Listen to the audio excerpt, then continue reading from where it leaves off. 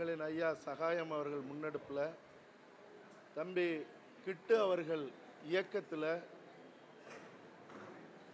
சகோதரர் கருணாஸ் அவர்கள் தயாரித்து, சகோதரர் சுரேஷ் காமாட்சி அவர்கள் வெளியிட்டு, ஒரு பெரும் போராட்டத்திற்கு பிறகு கூட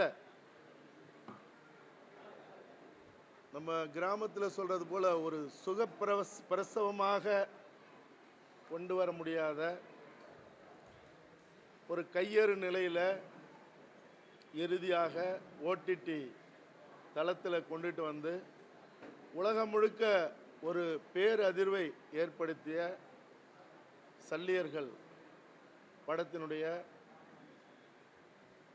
நடிப்பு கலைஞர்கள், தொழில்நுட்ப கலைஞர்களுக்கான இந்த பாராட்டு நிகழ்வில் பங்கெடுத்து கொண்டிருக்கிற பெரும் மரியாதைக்குரிய, பேரன்பிற்குரிய எங்களுடைய தாய் தமிழ் உறவுகள், ஊடகத்தினர், உங்கள் அனைவருக்கும் வணக்கம். அது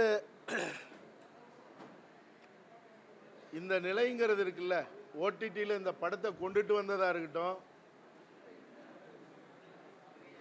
அதை முழுமையாக கொண்டுட்டு போகாத நிலையாக இருக்கட்டும், அதுக்கப்புறம் ஒரு பொறுப்புணர்வோட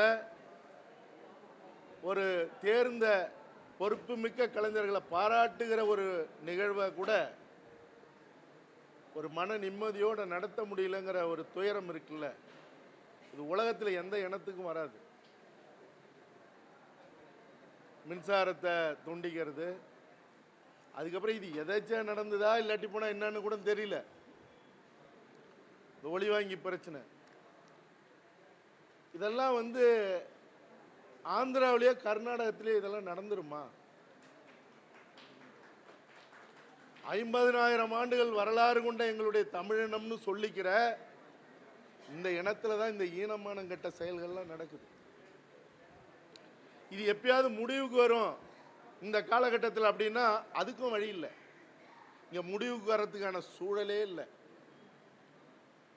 ஏன்னா வீரத்தோடையும் அறத்தோடையும் இந்த பூமி பரப்புல கடந்த இந்த ஒரு நூற்றாண்டுக்குள்ள ஒரு அரசு இருந்ததுன்னா அது எங்களுடைய தாய்க்கும் தாய் மொழிக்கும் சமமான எங்களுடைய தமிழீழ தேசிய தலைவர் மேதகு பிரபாகரன் ஆண்ட அந்த ஈழ அரசு தான்.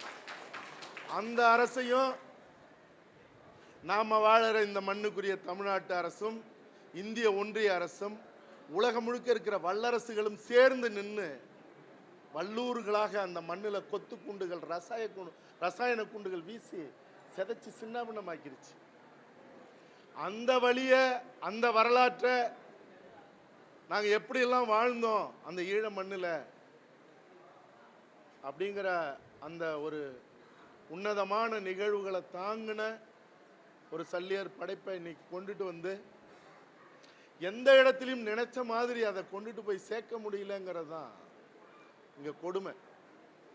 இந்த படத்தை வெளியிடுறதுக்காக சகோதரர் சுரேஷ் காமாட்சி அவர்கள் பிரசாத் லேப்ல போட்டுட்டு தியேட்டர் லிஸ்ட்டை என்கிட்ட சொல்றாரு. இரவு 8 மணிக்கு சொல்றாரு. 26 தியேட்டர், அதுவும் ஒரு காட்சி தான் கொடுக்குறாங்க. என்ன செய்யறதுன்னு தெரியல. தியேட்டர்ல வெளியிட்டா வெளியிடுற காசு உட்பட ஒரே ஷோ கொடுத்து ஒரு ஷோ கூட ஆளு வரலன்னு மறு ஷோவே கேன்சல் பண்ணிடுவானுவா? அது ஓடிடி தளத்துக்கு கொடுக்கறதா இல்லை தியேட்டரில் ரிலீஸ் பண்ணுறதா? இதை யாருக்கிட்ட சொல்லி இதை வெளிப்படுத்தன்னு தெரியல. நாளைக்கு வெளியிடுன்னு சொல்லியாச்சு, ஆனால் தியேட்டர் லிஸ்ட் இப்போ தான் வந்திருக்கு அப்படின்னு அவர் சொல்கிறார். என்கிட்ட கூப்பிட்டு கொஞ்சம் வர முடியுமா, ஒரு 20 நிமிஷத்தில் வர முடியுமாங்கிறாரு.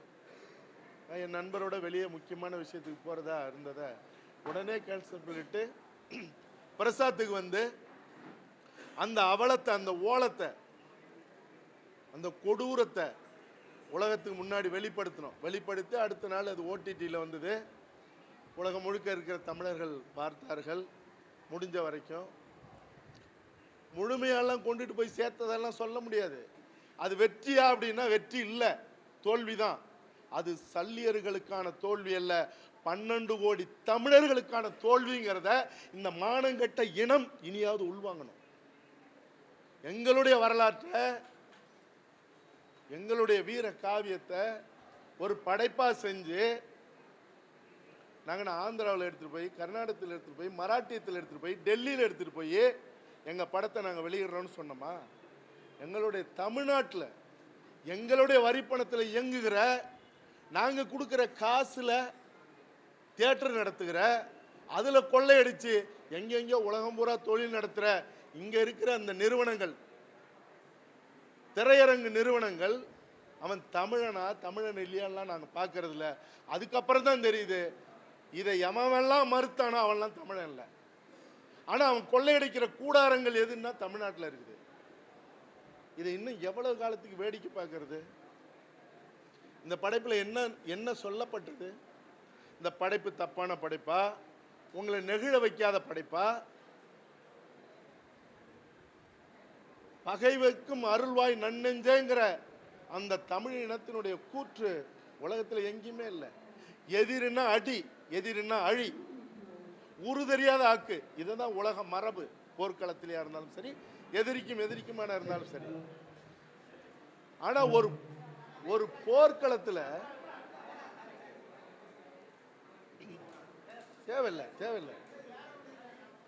தேவையில்லை. ஒரு போர்க்களத்தில் அவன் நம்மளை கொல்றான் எதிரி, நாம அவனை கொல்லணும். ஆனால் அடிபட்டு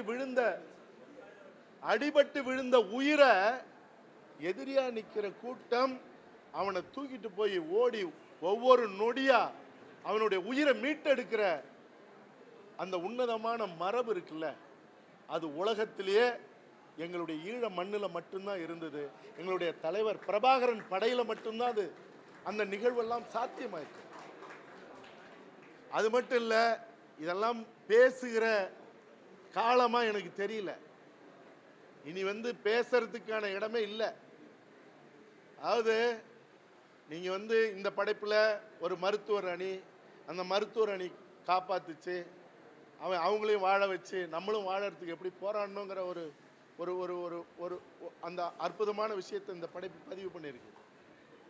நீங்க முள்ளிவாய்க்கால் இறுதி யுத்தத்தில் 50க்கும் மேற்பட்ட தலைவருடைய தளபதிகள், 50க்கும் மேற்பட்டவர்கள் உயிருக்கு உயிராக, தோழமையாக, தோளோடு தோள் நின்று ஒன்னா உண்டு உறங்கி வியூகம் அமைத்து இந்த உலகத்துக்கு யாருன்னு சொன்ன தலைவர் பிரபாகரனுடைய படையினுடைய தளபதிகள் 50க்கும் மேற்பட்டவர்கள் எதிரி வீசின அந்த ரசாயன குண்டுகள்ல அணைஞ்ச ஊதுபத்தியிலிருந்து புகை வருவது போல உடலெல்லாம் கருகி, அது உடம்பு வெடிச்சு, அதுல இருந்து கரிய நிற ரத்தம் கசிஞ்சு, அதுல இருந்து புகையா போயிட்டு இருக்கிற அந்த உடல்களை அடுக்கி வச்சிருந்த அந்த இடத்தை தலைவர் அவர்கள் பார்வையிட்டு தன்னை முழுவதுமாக அடக்கி கொண்டு, சாமானியனாக இருந்தாலும் கூட ரத்தம் கொதிக்கும். இதை கேட்கும் போது கூட அவன் தமிழனா இருக்கணும்னு அவசியம் இல்லை, அவன் மனிதனா இருந்தா போதும்.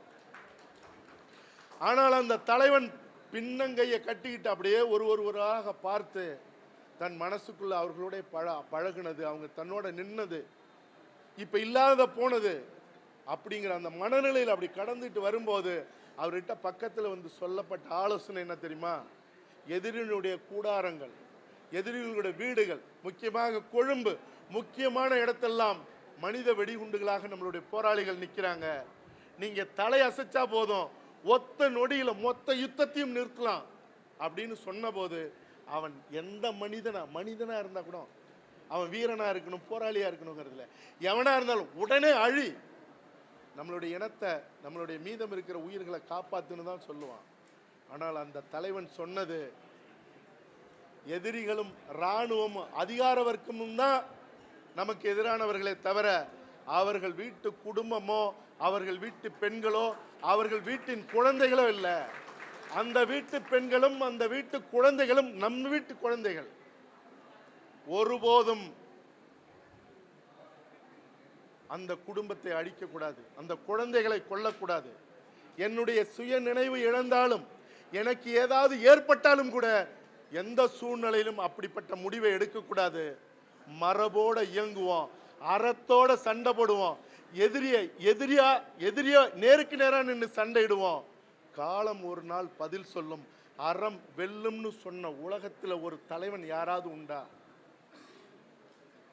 ஆக எதிரி விழுந்தவனை காப்பாத்தின இந்த படைப்பினுடைய அந்த நாயகன் மட்டும் இல்ல, தமிழினத்துக்கே நாயகனாக இருந்த எங்கள் தலைவர் பிரபாகரன் அத்தனை தளபதிகளும் செத்து கொத்து கொத்தாக தன்னுடைய உறவுகளும் பிள்ளைகளும் சாகும்போது கூட எதிரியை மட்டும் அடிப்போன்னு சொன்னதுனால தான் நீங்க ராஜபக்சேவை அந்த மண்ணுல தமிழன் அடிச்சு துரத்துல, ராஜபக்ஷ அரண்மனைய தமிழன் எரிக்கல, சிங்கள கூட்டம் சிங்கள இளைஞர்கள் அடிச்சு துரத்துனது மட்டும் இல்ல, அவர் ஓடி திருகோணமலையில இருக்கிற கப்பல் துறைமுகத்தில் ஒளிஞ்ச அந்த நிலை இருக்க, அந்த நிலையில அடிச்சு எல்லாத்தையும் கொளுத்தி விட்டு சிங்கள வீதியில ஒரு சிங்கள இளைஞர் சொன்ன வார்த்தை, இந்நேரம் பிரபாகரன் இருந்திருந்தால் நாங்கள் நிம்மதியாக இருந்திருப்போம்னு சொன்னான்.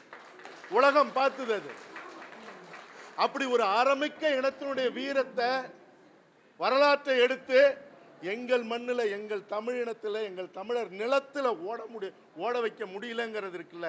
முன்னாடி சொன்னது போல சல்லியர்கள் படத்தின் தோல்வி அல்லது தமிழினத்தின் தோல்வி.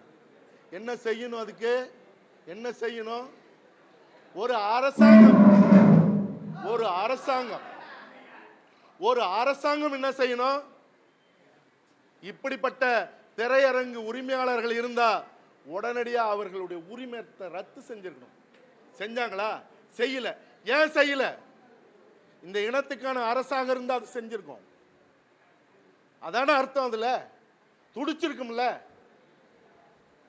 சுரேஷ் காமாட்சி கூப்பிட்டவனே நான் ஏன் ஓடணும்? இவ்வளவு நடந்ததுக்கு அப்புறம் சகாயமையா ஏன் இந்த விழாவை நடத்தணும்? இனியாவது சூடு சொரண இந்த இனத்துக்கு வருமாங்கிற ஒரு தவிப்பும் கவலையும் தான். இப்ப என்ன செய்யணும்? இந்த இனத்துக்கான அரசை உருவாக்கணும். சரி, இனத்துக்கான அரசு இந்த எங்களுடைய கலை கலாச்சாரம் பண்பாடு வரலாற்றை காப்பாற்ற முடியாத நிலை இருக்கட்டும். அப்ப இந்த தமிழ் இனத்துக்குன்னு இருக்கிற தலைவர்கள் எங்க போனாங்க? நாக்கு வழிக்கவா? என்ன செஞ்சிருக்கணும்? ஒரு 100 பேர், ஒரு 500 பேர், இல்ல ஒரு 50 பேர் அவன்கிட்ட போய் என்னன்னு கேள்வி கேட்டிருந்தா அவன் அடுத்த நொடிய 500 திரையரங்கு கொடுத்துருப்பானா?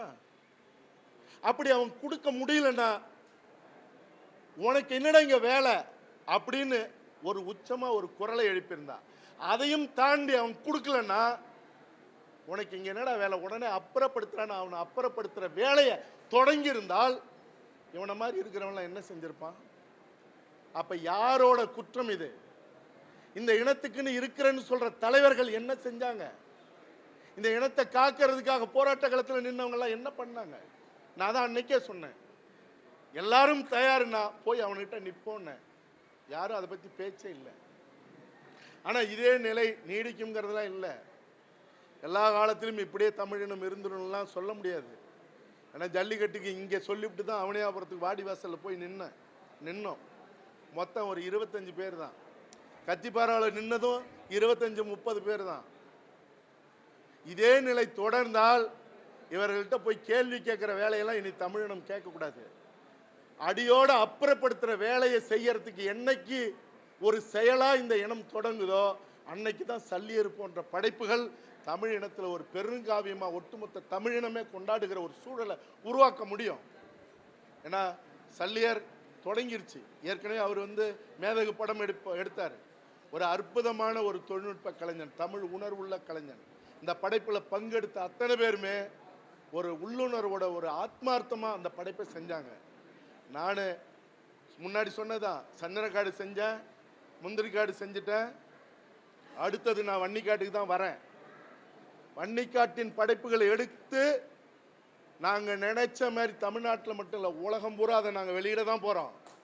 அப்படியான சிக்கல்கள் வந்தால் அது அதிகார வர்க்கமாக இருந்தாலும் சரி அல்லது திரையரங்கு கூடாரங்களாக இருந்தாலும் சரி, எங்களுக்கு இடம் இல்லைன்னா இங்கே எவனுக்கும் இடம் இல்லைங்கிற ஒரு நிலையை உருவாக்குவோம். அத்தனை பேருக்கும் வாழ்த்துக்கள். இந்த விழாவை முன்னெடுத்த ஐயா சகாயம் அவர்களுக்கு எங்களுடைய நெகிழ்ந்த நன்றிகள். நன்றி, வணக்கம்.